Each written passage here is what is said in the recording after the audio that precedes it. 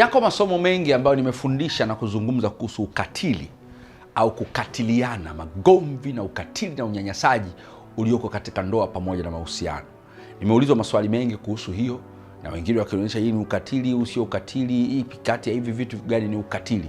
Nimeamua kuja na somo hili la kukupa aina mbili za ukatili kwenye mahusiano na ndoa. Ni vizuri ufahamu hizi aina ili uweze kutofautisha ni eneo gani sio ukatili na vitu gani sio ukatili. Kuna vitu vingine vinafanyika watu wengi hawajui kwamba ni ukatili, lakini viko kwenye kundi la ukatili. Lakini viko kwenye aina gani? Hapa ndio nimekuja kukwambia. Tuna aina mbili za ukatili kwenye mahusiano na ndoa. Aina ya kwanza tunaita physical aggression au physical abuse, ukatili wa kimwili.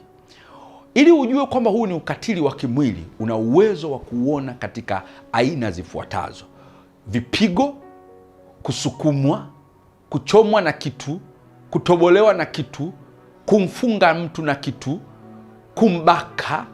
Huu ni ukatili wa kimwili. Ukatili wa kimwili, intention yake ni kuumiza mwili wako, ngozi yako, mifupa yako.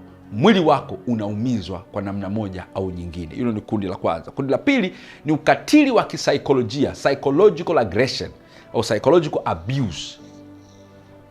Sasa psychological abuse iko kwenye maeneo yafuatayo, na hivi vitu vikifanywa kwako, wewe ni mume au wewe ni mke au wewe ni mtoto, fahamu umefanyiwa ukatili wa kisaikolojia. Na bahati mbaya watu wengi wanajua abuse au ukatili ni ule tu wa mwili, na ndio maana kesi nyingi zinazoripotiwa ni kampiga, kambaka, kamkatili, kamuumiza.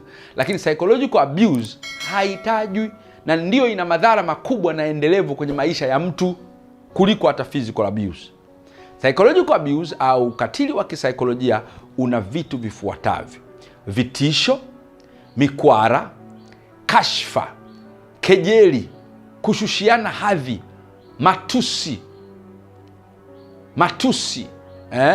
makatazo mazito. Nikikuona, nikikukamata, nikikushika nitakufanya hivi. Masharti magumu, hakuna kutoka.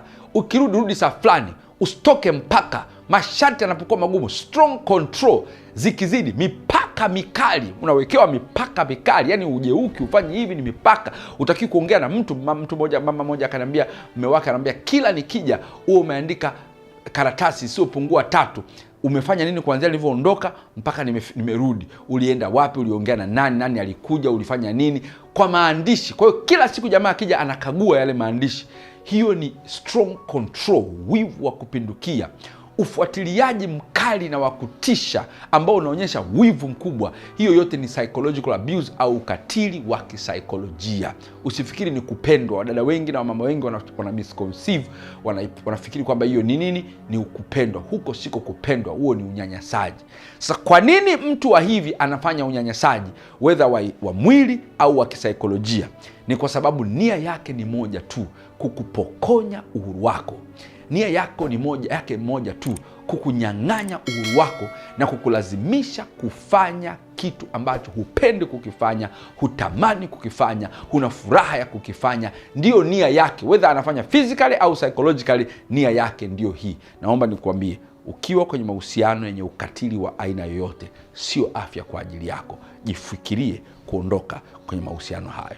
Na kumbuka, tafuta topic ambayo nimezungumza kuhusu unatokaje kwenye maeneo au mahusiano yenye ukatili. Nikakupa njia 3 za kutoka. Tafuta hilo somo, litakusaidia. Naitwa Dr. Chris Mauki.